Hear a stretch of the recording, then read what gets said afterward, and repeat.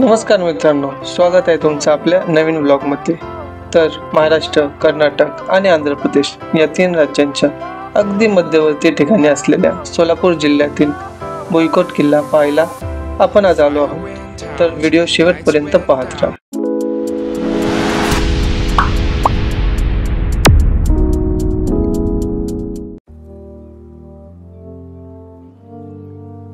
मुख्य रस्त्याच्या डाव्या बाजूला गेल्यावर प्रथम आपल्याला हुतात्मा उद्यान लागते। त्याचे हे टायमिंग्स आहेत। त्याच्या अगदी शेजारी तिकीट काउंटर आहे, पण तिकीट्स ऑनलाईन काढावे लागतात। ऑनलाईन तिकीट्स कसे काढायचे याबद्दल तुम्हाला माहिती हवी असल्यास त्याबद्दल आपण एक व्हिडिओ आपल्या चॅनलवर टाकलेला आहे, त्याची लिंक तुम्हाला डिस्क्रिप्शन मध्ये मिळेल। हे सर्व तिकीटचे दर आहेत। तिकीट काढल्यावर किल्ल्यात प्रवेश करताना प्रवेशद्वारावर दोन्ही बाजूला दोन भक्कम असे दगडी बुरुज लागतात आणि मध्यभागी मोठे गेट आहे। गेट क्रॉस करून पुढे आल्यावर समोरच गुलमोहराचे भरदार झाड असून त्याच्या खाली मार्बलवर मराठी, हिंदी आणि इंग्रजी मध्ये इतिहासाची संक्षिप्त अशी माहिती लिहिलेली आहे। किल्ल्याच्या मेन एंट्रन्सच्या डाव्या बाजूला आल्यावर बुरुजावर जाण्यासाठी छोट्या दगडी पायऱ्या लागतात। त्या चढून वर गेले की सैन्याच्या देवड्या लागतात, पण त्याला चिरा पडत असल्यामुळे काही देवड्या दगडांनी भरून बुजवण्यात आल्या आहेत।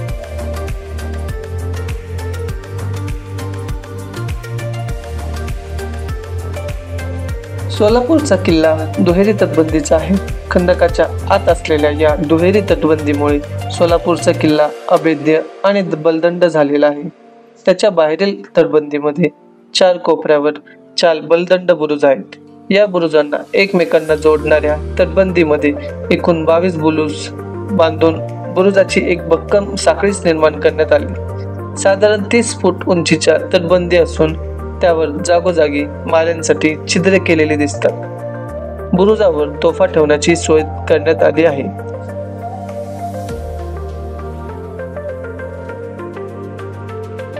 संपूर्ण किल्ल्यात व बुरुजावर ठिकठिकाणी तुम्हाला वाढलेली झाडे दिसतील।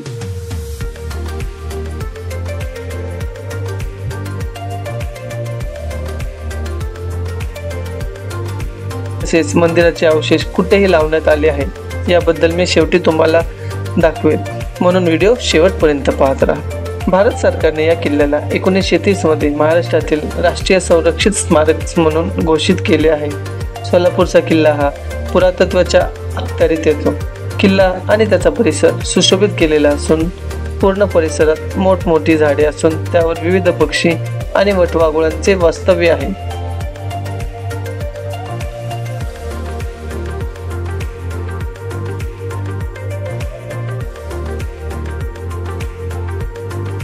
पुढे आल्यावर डाव्या बाजूला आपल्याला महाकाल दरवाजा लागतो।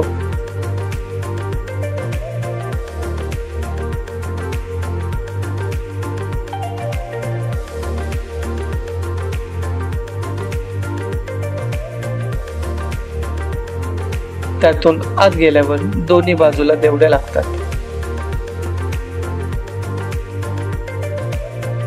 पूर्वी येथे लाकडी प्रवेशद्वार असावे, आता लोखंडी बसवण्यात आले आहे।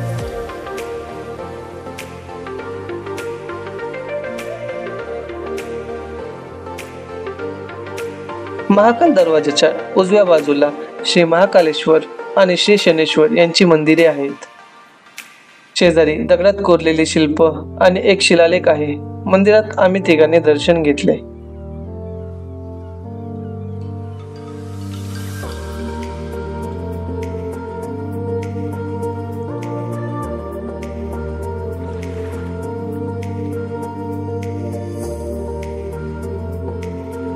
अशी आख्यायिका आहे की या दरवाजाचा बुरुज सारखा ढासळत होता, म्हणून येथे एका मुंजाची नरबळी देण्यात आली होती।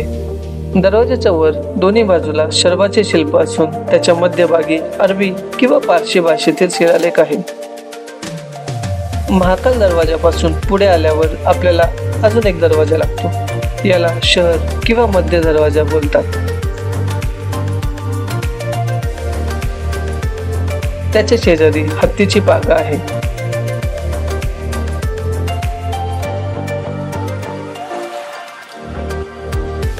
दोघांच्या मध्यभागी दगडी पायऱ्या लागतात, त्या आपल्याला बुरुजावर घेऊन जातात। वरून आपल्याला किल्ल्याची मुख्य तटबंदी दिसते.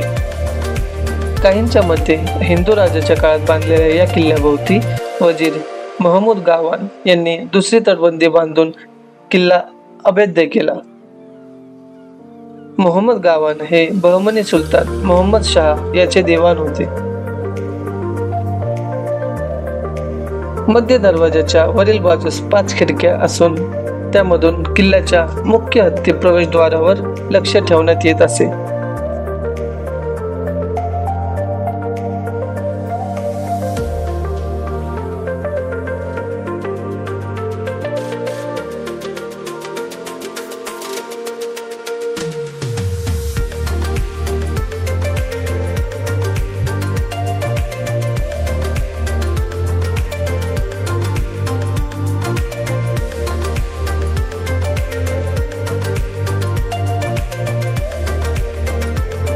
मध्य दरवाजाचे बांधकाम अजून देखील सुस्थितीत असून त्याच्या दोन्ही बाजूला भक्कम असे दगडी बुरुज आहेत. लाकडी दरवाजा अजून चांगला असून त्यावर थोडी नक्षीकाम देखील केलेलं आहे.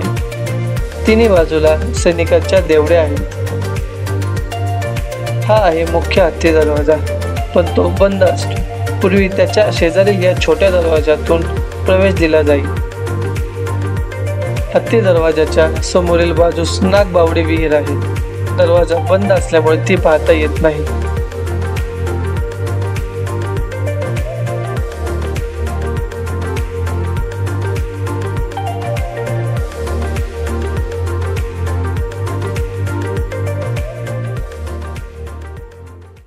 महाकाल दरवाजाच्या शेजारी आल्यावर आपल्याला 12व्या शतकातील श्री कपिल सिद्ध मल्लिकार्जुन मंदिर म्हणजेच शिवलिंग मंदिर पाहायला मिळते. सध्या उद्ध्वस्त अवस्थेत असलेले हे मंदिर किल्ला होण्याच्या अगोदरपासून अस्तित्वात होते, पण किल्ला जेव्हा मुस्लिम राजवटीत गेला तेव्हा त्यांनी ते मंदिर उद्ध्वस्त करून जमिनीत गाडण्यात आले.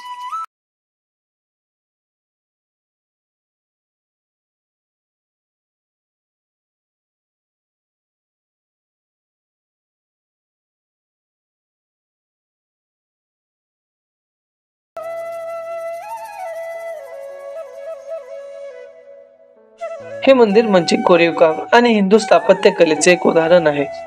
हेमाडपंथी प्रकारातील या मंदिराचे अवशेष तुम्हाला किल्ल्यात विविध ठिकाणी भग्न अवस्थेत पडलेले दिसतात. हे मी तुम्हाला पुढे दाखवतो. मित्रांनो, तुम्ही पाहू शकता याची हाईट, खालचा जो चौथर आहे तोच ऑलमोस्ट 6 फुटाच्या जवळपास आहे खालून.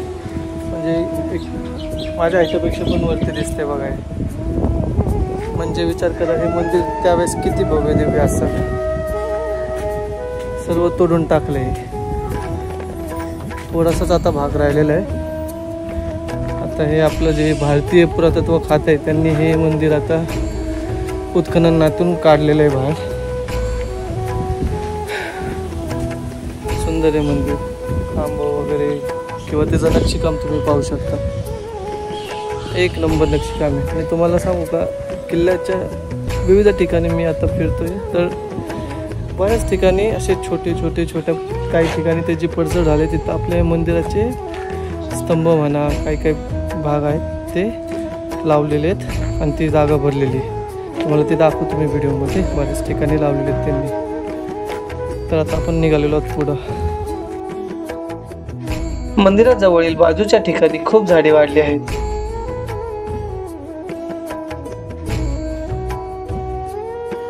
मंदिरापासून काही अंतरावर अजून एक सुंदर वास्तू आपल्याला पाहायला मिळते. मंदिरातील दगडी खांबाप्रमाणेच येथील खांब देखील आहेत. एकूण 32 खांबावर हे मंदिर उभारले असून त्याला 32 खांबे मंदिर देखील म्हणतात.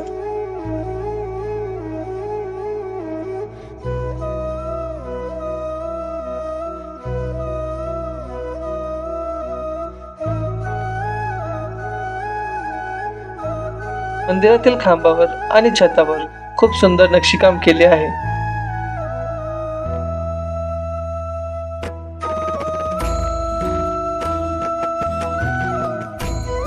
तिकडून काही अंतरावर आल्यावर आपल्याला एक गेट लागते. त्याच्या आत समाधी आणि विहीर असल्याचे आपल्याला या मजकुरावरून समजले, पण बंद असल्यामुळे आपल्याला आत प्रवेश करता नाही आला. इतिहासातील अनेक साक्षीदारांचा साक्षीदार असलेल्या या ऐतिहासिक घटनांमध्ये एक गमतीशीर मजाही आहे, ती म्हणजे सोलापूरचा किल्ला हा लग्नामध्ये हुंडा म्हणून दिल्याची नोंद आहे. पुढे आल्यावर आपल्याला निशान बुरुज लागतो. बुरुजाकडे जाताना दोन्ही बाजूला अशोकाची झाडे लावली आहेत. निशान बुरुज उत्तम स्थितीत आहे. 14व्या शतकात बहमनीच्या राजवटीत हा किल्ला बांधला गेला. इतिहासकारांच्या मते औरंगजेब यांनी या किल्ल्यावर बराच काळ घालवला. पेशव्यांच्या स्वाधीन झाल्यावर दुसरा बाजीराव येथे राहिला होता. पूर्वी ज्या राजवटीची या किल्ल्यावर किंवा परिसरावर सत्ता असे त्यांचा ध्वज येथे लावण्यात येई. खाली आल्यावर जेथून आपण किल्ल्यात प्रवेश केला त्या गुलमोहराच्या झाडामागे 2 ब्रिटिशकालीन तोफा ठेवल्या आहेत आणि त्यावरती काही सांकेतिक अक्षरे देखील कोरलेली आहे. किल्ल्याचा परिसर खूप सुंदर आहे. पाहून खूप प्रसन्न वाटतं, पण मनाला एक खंत देखील राहते की आपल्या मंदिराची केलेली अवस्था, किल्ल्यावर ठिकठिकाणी आपल्या मंदिराचे अवशेष कसेही लावले आहेत आणि झाडाझुडपात देखील वाईट अवस्थेत पडलेले पाहून खूप वाईट वाटतं. प्रशासनाला एवढी विनंती की वाईट अवस्थेत पडलेल्या वस्तू योग्य ठिकाणी जमा करून त्याचे पावित्र्य जपावे. बाकी तुम्हाला आपला आजचा भुईकोट किल्ल्याचा ब्लॉग आवडला असेल तर या व्हिडिओला तुमच्या मित्रपरिवाराला पाठवा आणि आपल्या चॅनलला सबस्क्राईब नक्की करा. चला भेटूया पुढच्या नवीन एका ब्लॉगमध्ये. धन्यवाद.